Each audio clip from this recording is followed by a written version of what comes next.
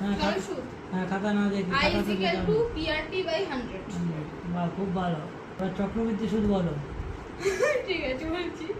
A is equal to P into 1 plus R by 100 whole to the power n আচ্ছা এনটা কি এনটা হলো বছর মানে সূর্যের টাইম আচ্ছা এবার ট্রেনের টাইমের সূত্র বলো ট্রেন অতিক্রম করার T is equal to x plus y